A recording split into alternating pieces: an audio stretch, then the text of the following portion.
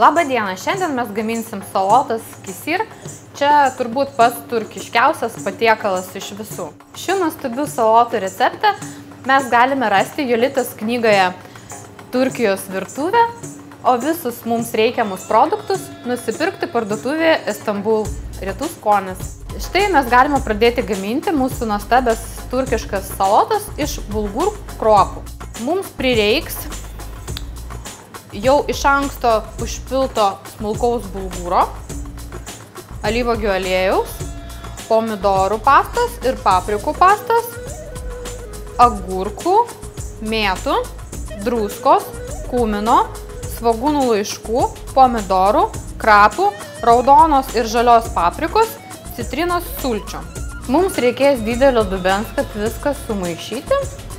Pirmiau paimam bulgur kruopas.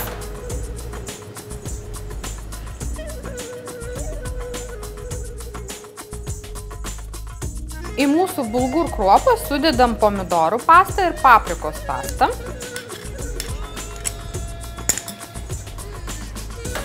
Taip pat beriam kumino.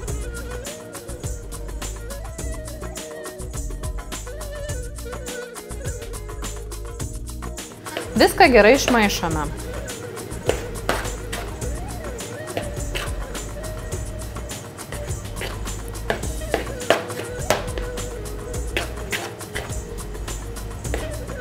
Į jau paruoštą bulgurą, sumaišytą su pomidorų pasta ir paprikų pasta, mes sudedam visas daržoves.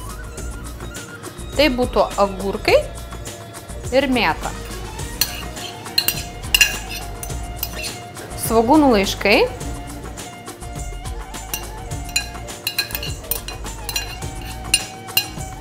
Raudona ir žalioji paprika.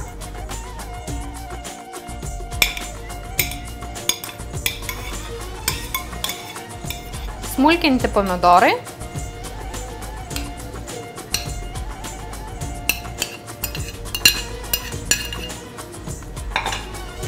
Krapai.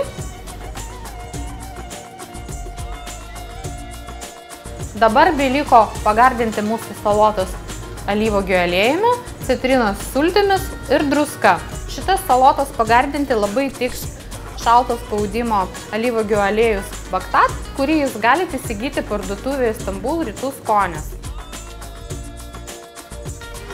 Beliko išmaišyti salotas ir jas gražiai pateikti.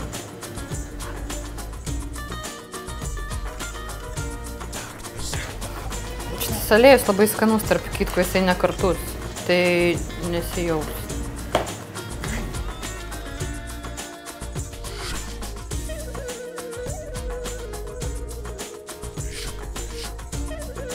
Paragaukim Jolantą salotų. Gal to nors trūksta? Aš dar pipirų šiek tiek įdėčiau, bet šiaip gerai, ne?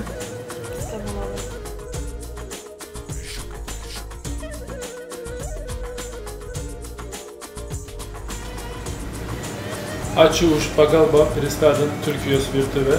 Čia yra mūsų dovana jums. Prašom. Labai įdomu buvo gaminti turkiškus patiekalus.